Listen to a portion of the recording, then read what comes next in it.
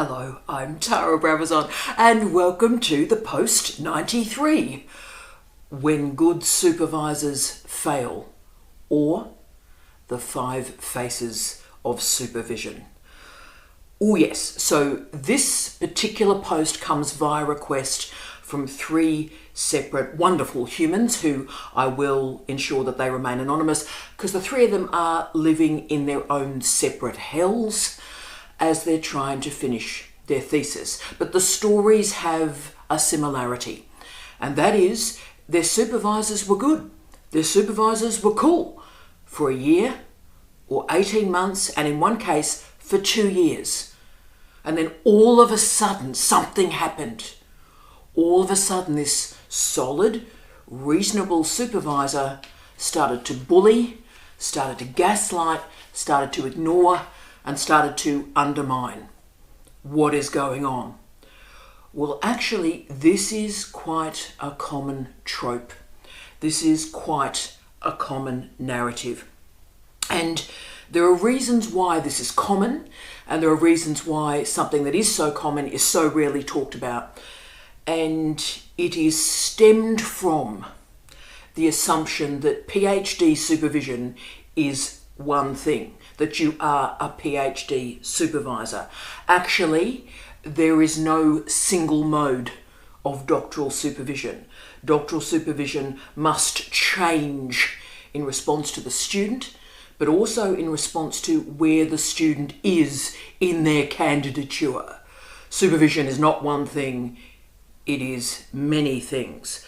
But too often you see what happens is a supervisor doesn't change. They think that how they start as a supervisor is how they finish as a supervisor, and the consequences, the proxies of their inability to change include variables like mental health concerns from the student, academic integrity, research integrity matters that emerge, but also rescue supervision that we've talked about in the past. And they're just a few outcomes of the weirdness that occurs if a supervisor can't change.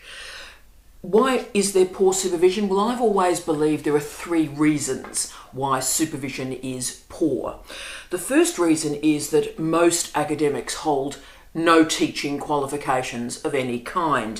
Thankfully, there are now mandatory sessions that most academics have to do when they get a job in a particular university, so they have to at least do 12 weeks, perhaps even 6 months of very basic teacher education, so they don't destroy the lives of tens of thousands of undergraduate students. Great. But you see, the specialist teacher education that is doctoral supervision is not inserted into these teacher education programs that are part of being an academic and starting an academic job.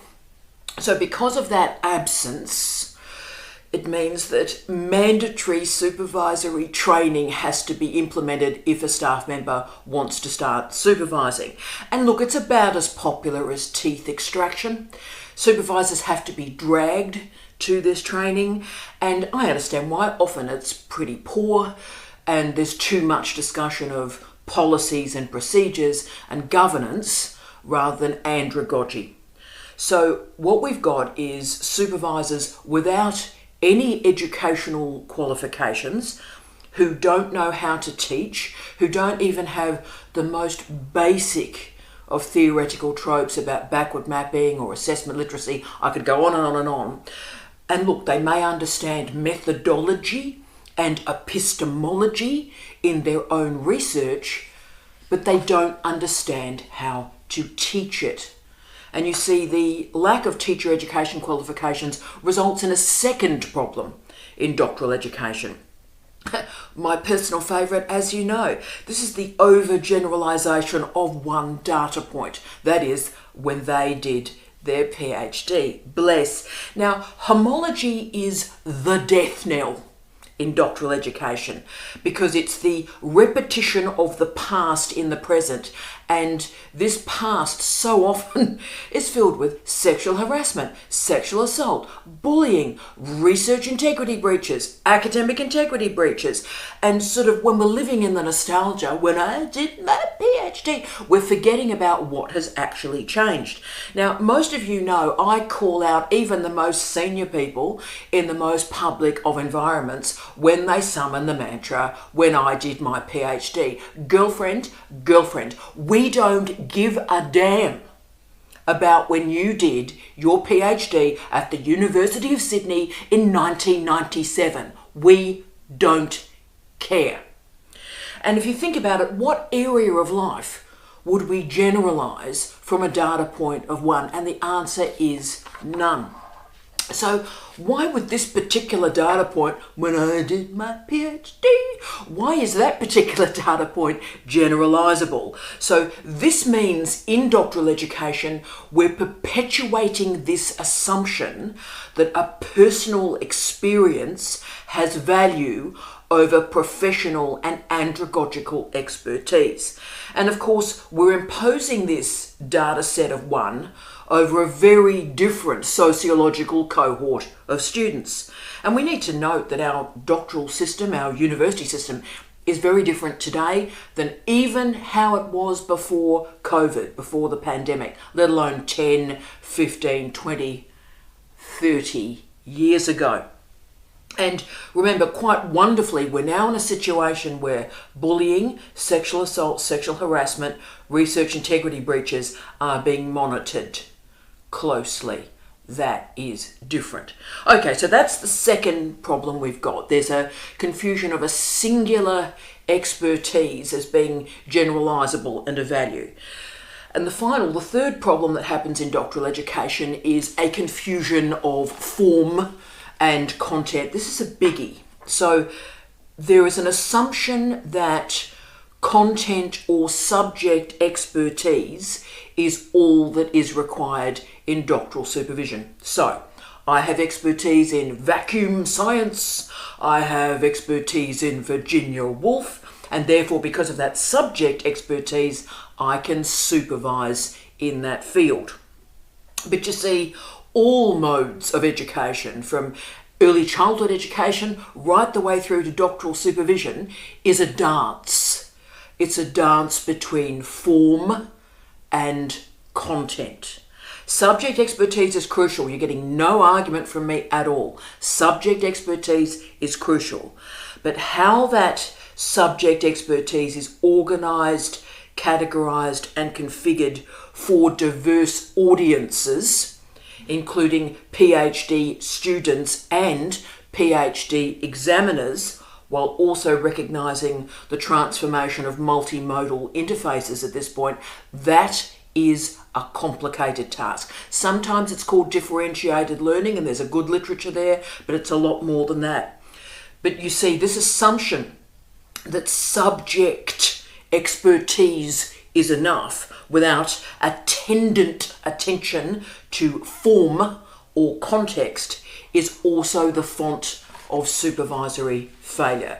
Now, this post was created noting these three characteristics. This post was created for 3 students who are in a bad way, but they're in a bad way because something odd's occurred. Their supervisor was okay for a year, 18 months, and then it's just all gone to the toilet.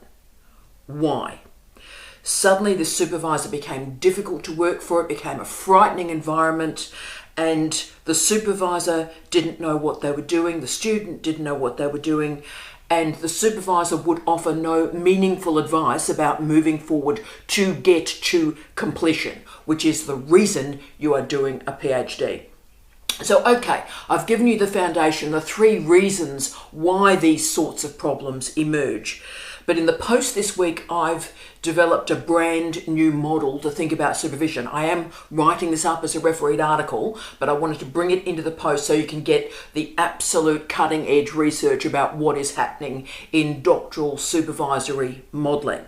And so my argument is, when we talk about PhD supervision, that's too simple. We're applying one model. PhD supervision is not one thing, one entity, or one process. I'm arguing that it's actually 5 different phases. It's 5 different stages. So when we locate a remarkable PhD supervisor, actually they are 5 different supervisors, all of which are outstanding. So of course, this means that a PhD supervisor can be incredibly successful, say through 3 of my 5 stages of supervision, and then in the middle or at the end, just completely lose it. They can't create a good supervisory completion. Remember, I've often said there are 2 types of supervisors. There's the people that can supervise, and there are the people that can supervise to completion, and they're different things. Well, actually, what I've now done is develop a whole new trope or theory about the different stages of supervision to render it more complex. So I've called this project the 5 Faces of PhD Supervision. And you see, that's why great supervisors are so incredibly rare, because a supervisor has to be mobile, has to be agile, has to work with where the student is, where the candidature is, how the context changes, and that's complex. So let's now go through these 5 phases of supervision and show what goes right, what goes wrong, and how it is fixed. Let's do this. To the first phase, 1, the pleasant beginning.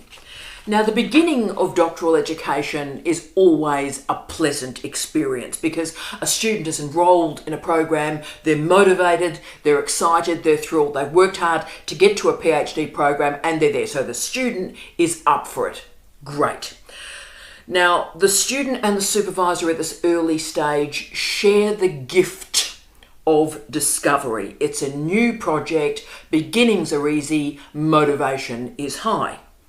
So at this early stage, the difficult moments around methodological issues or perhaps some preparation issues that the student came underprepared into the program, or the student just simply hasn't read enough, these sorts of issues don't emerge at this point.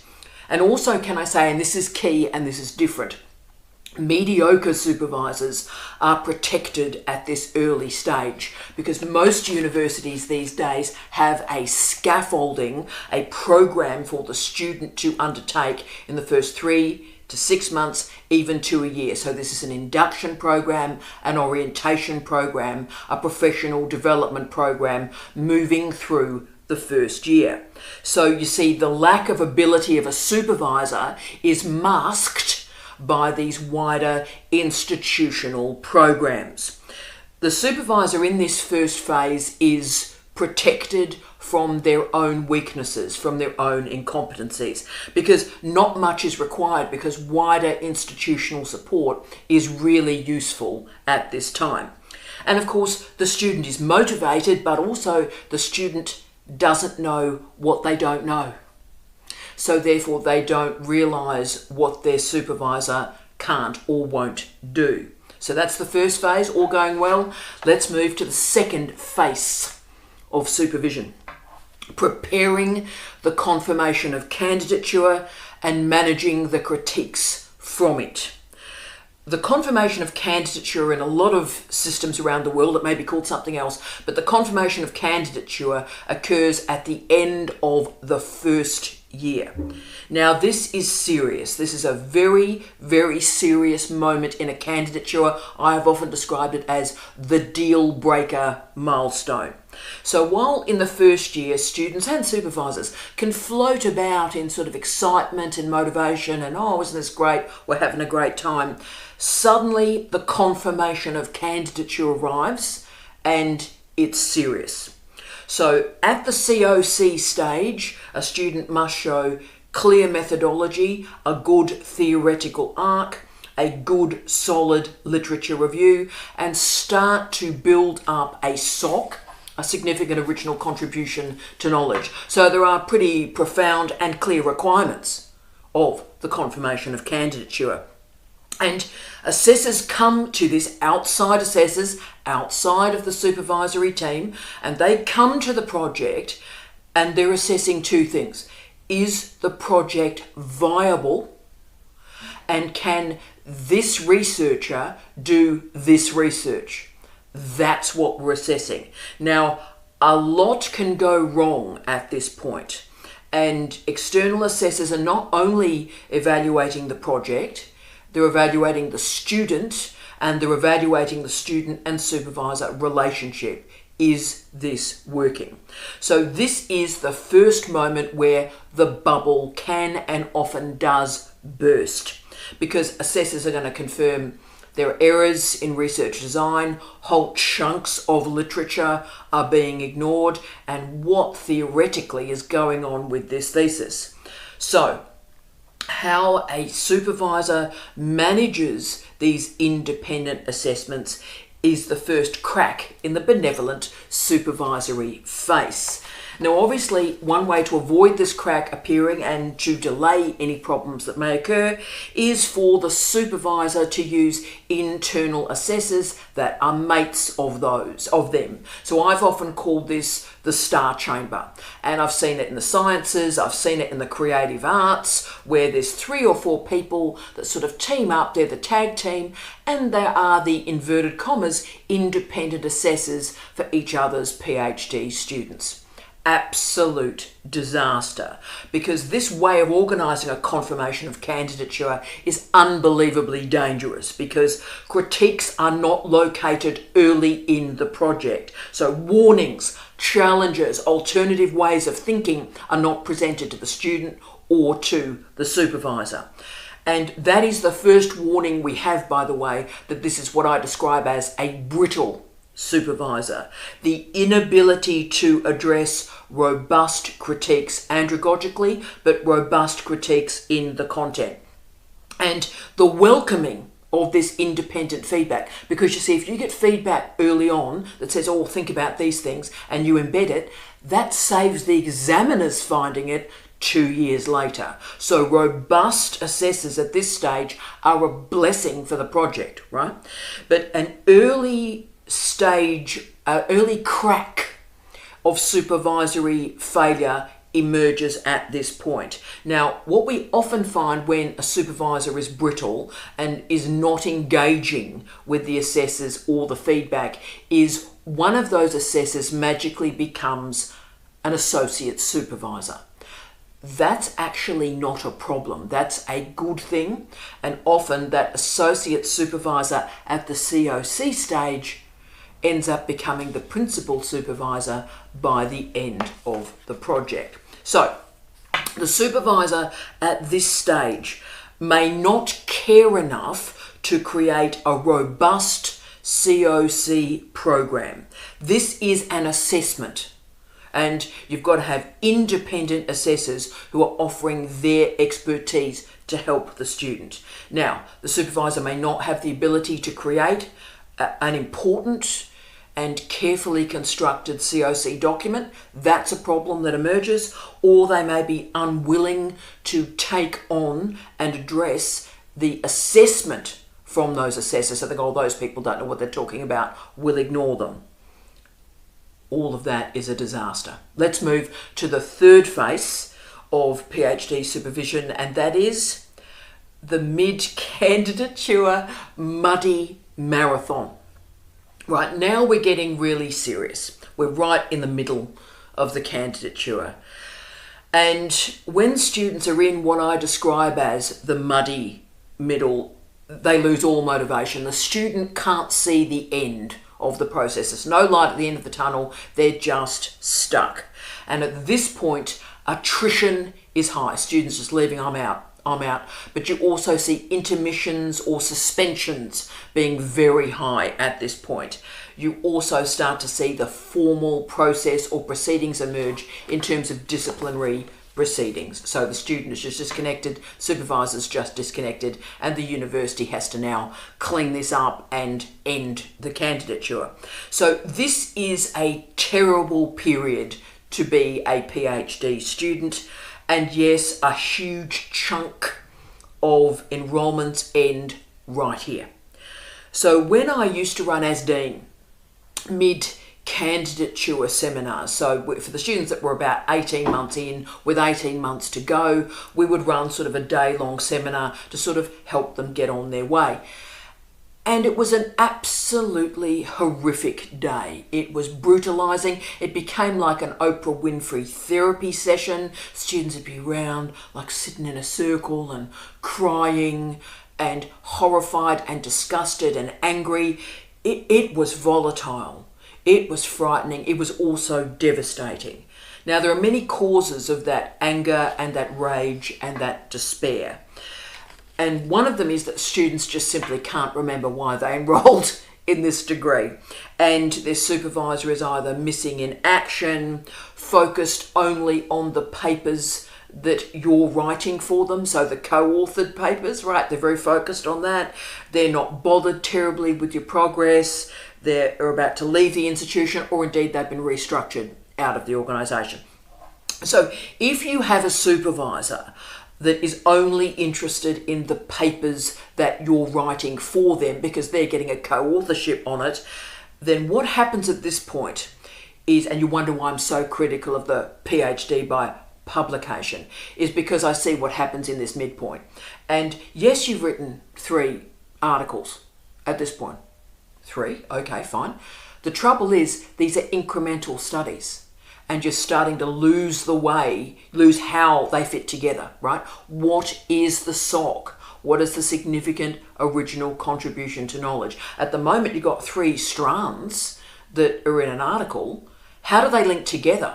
And so all of these problems start to emerge at this point. And also we see the feedback that was given at the confirmation of candidature has not been embedded. So the problems that were located have continued to be problems. And what's happening at this stage is the students are left with very few ideas about what the thesis is about. They've got some methodology, they've got some shards of a literature review, but what is the point of this thesis? There's no overarching project, and the supervisor stopped having regular meetings with them. So at this point, the student is lost. The project is lost. The emotions are raw and extreme. Now, decisions being made at this point are incredibly tough. The student leaves, they attrit, they get out of Dodge. Alternatively, another supervisory team at this stage is assembled. And this is often called rescue supervision, and it's often a pejorative phrase. So what happens is, in rescue supervision, is a new team is assembled that comes in and is able to look at the shards of the research and build a project from it. They're not coming in and creating a new project. There's no time. They have to look at what exists and try and create something, flesh it out so that it's a whole project. Now, these are yucky periods institutionally because the former supervisor has been called out as not being able to do their job, and they often throw the student under the bus and state, sometimes overtly, that the rescue supervision, the rescue supervisors will fail because the student is rubbish. Now, none of that's true, by the way. And as most of you remember, Steve and I, we were known as rescue supervisors. It's the hardest supervision because you've got to look at what's there and try to knit it together and render it complete. And look, I'll just log the sociology here. You all know it. The students that are most frequently discarded from their supervisors at this point of the journey are women, older students, students with impairments and disabilities, and students of colour, including Indigenous, First Nations and First Peoples. Okay, so what we've seen here is what's described as a deficit model of teaching and learning. This is a deficit model of supervision. But the options are the student leaves at this point, attrits, or rescue supervisors somehow knit it together and make it complete. And the result of all of this is bitterness, anger, a loss of confidence, and an attempt to sort of piece together a project at this late period simply to get it through examination.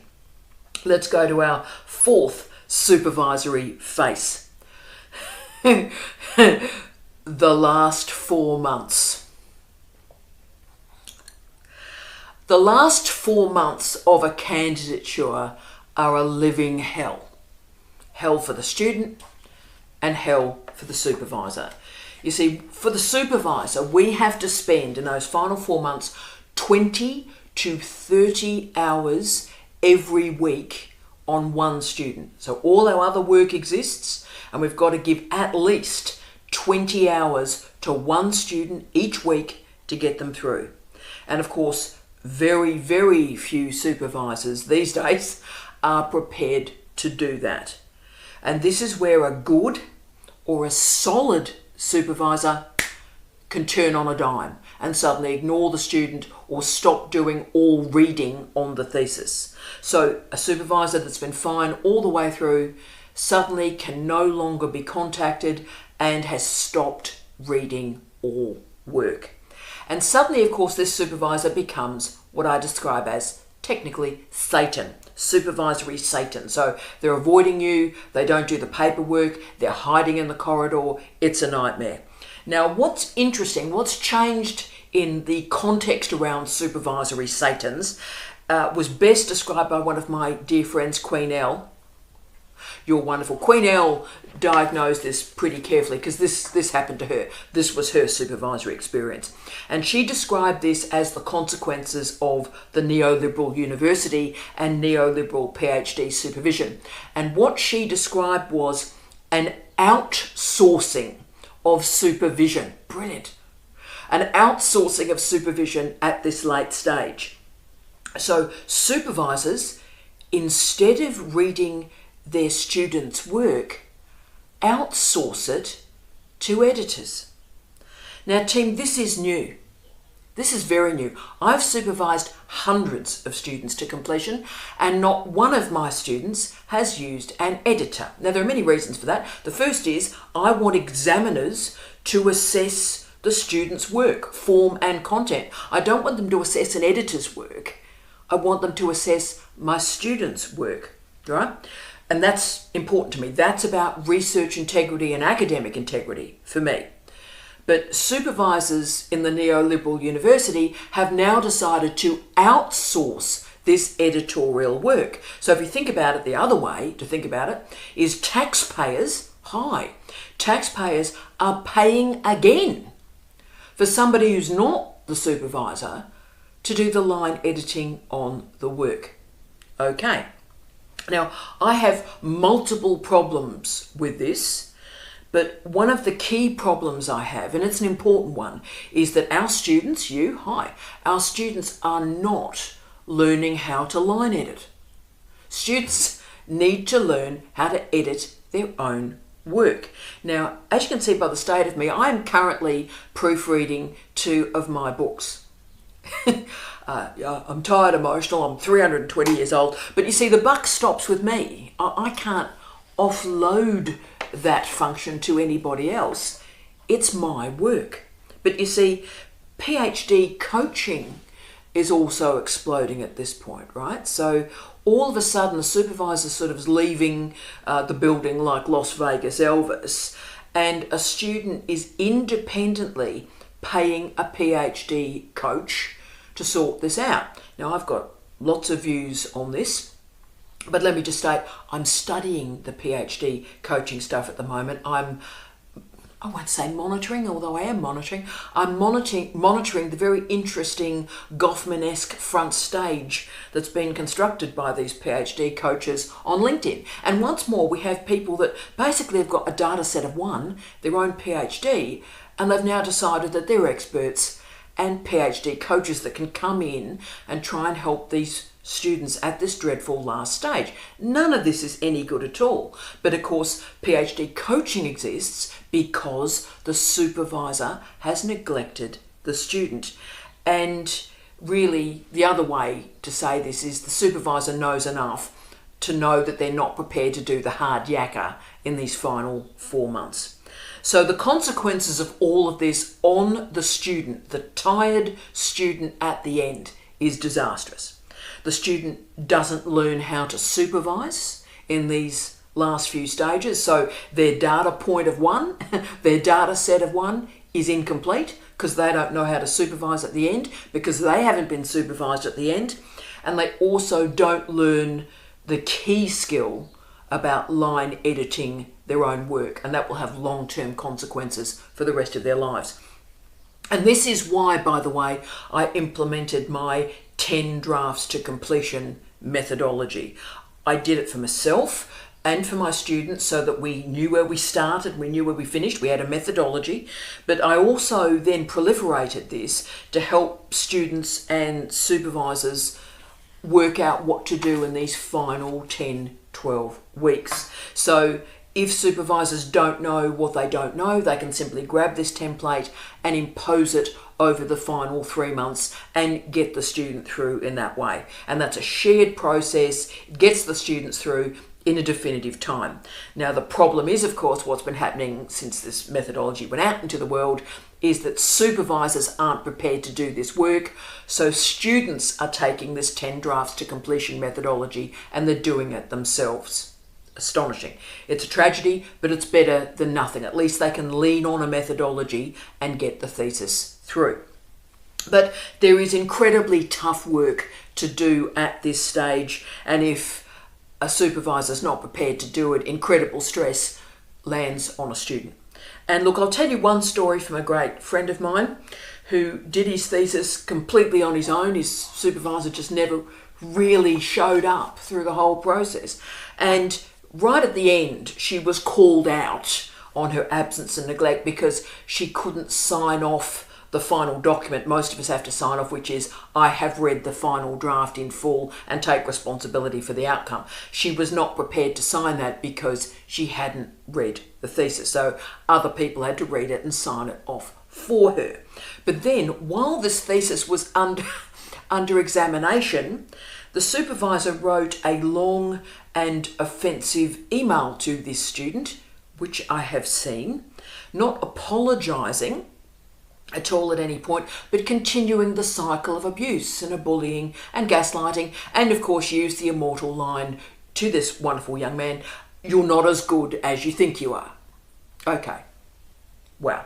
But of course the great news from this, how this story ended, is he was as good as he thought he was because the results came in and he got a 1 and a 2. He got a straight through and minor corrections. So the supervisor was wrong. So from this tragic fourth face, we now finish off with the fifth, the selection of examiners.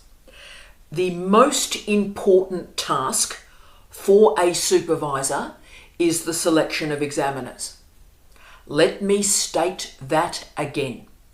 The most important task completed by a PhD supervisor is the selection of examiners.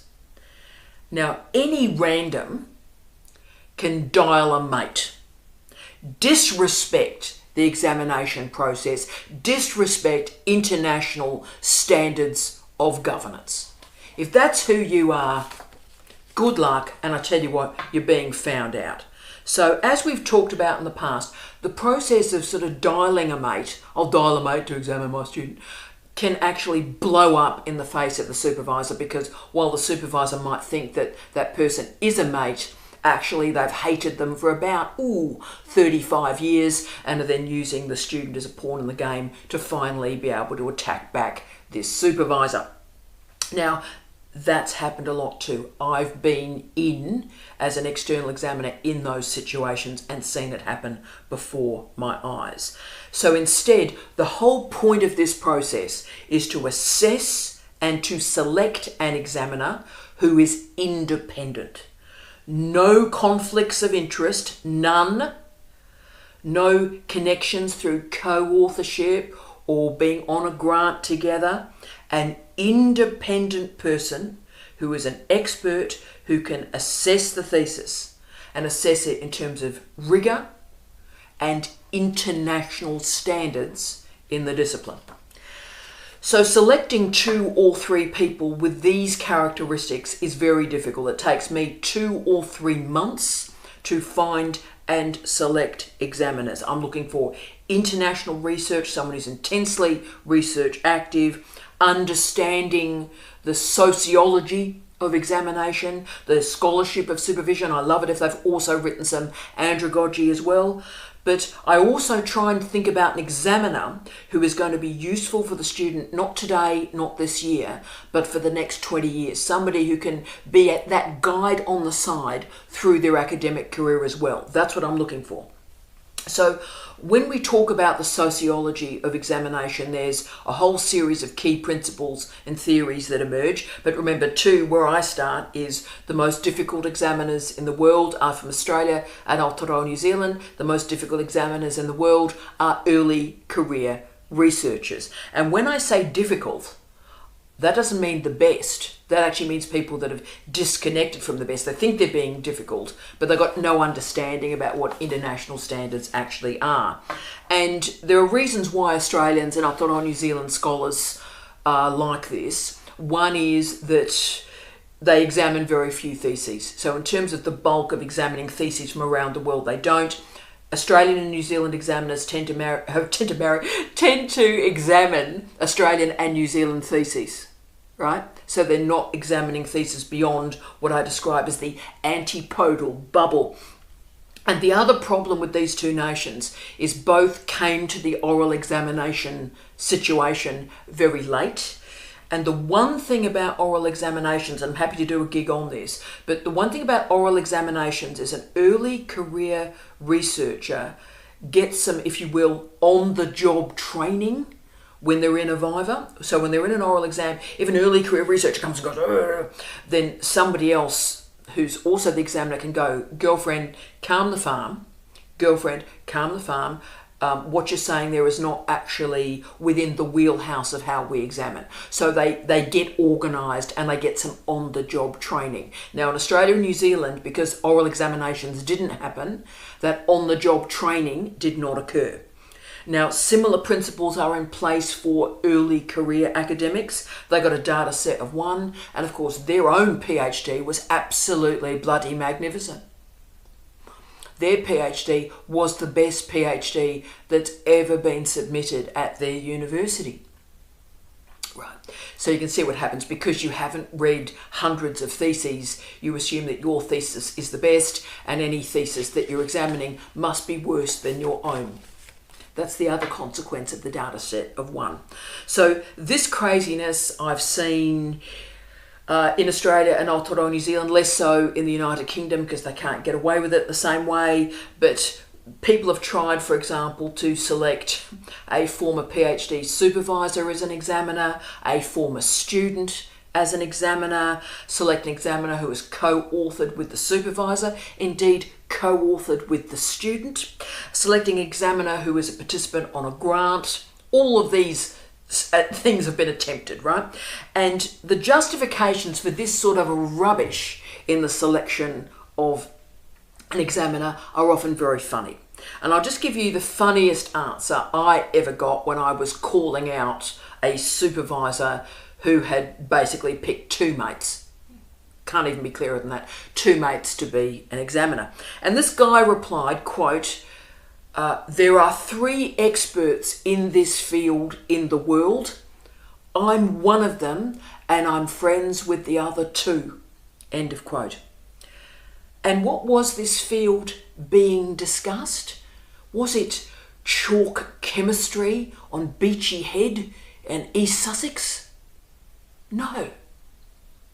This topic was women and body image. Supposedly there are only 3 experts in the world exploring women and body image. So once again we see that poor supervisors are outsourcing their PhD examination duties. The horrific thing we see, and this is very, very common, and again, this is an example of neoliberal outsourcing again, is supervisors ask their students, who do you think should examine your thesis? Really? Really? You're asking your student who should examine them? Firstly, that's a breach of all sorts of regulations about confidentiality, privacy, and the integrity of the process. So let's just park that for a moment. But let's be clear here. We've got a PhD student. What do they know about the requirements of doctoral examination. They've never supervised, they've never examined, they're not held accountable by staff codes of conduct.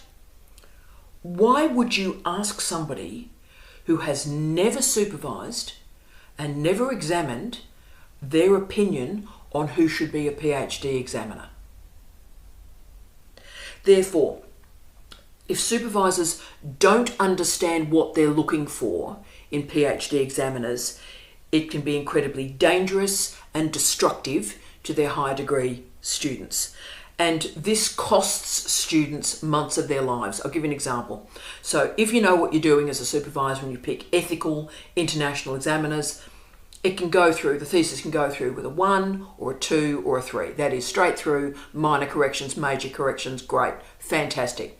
If you pick the wrong person, then that same thesis can go down to a revise and resubmit, taking 4-6 months out of a person's life, maybe even a year.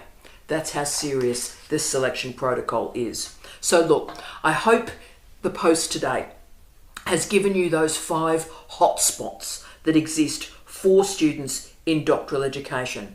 And I also wanted to show to you, this is why great doctoral supervision is so rare, because it's not one thing. Doctoral supervisors have 5 faces. So if you've stumbled at one of these stages as a student, this is not on you, team. It's not on you. Instead, all that's occurred is your supervisor has been unable to pivot, unable to move to the next stage and the next skill set that you require of them. So I hope we can all learn from these 5 faces and enhance doctoral education. I wish you love, light and peace. Tea out.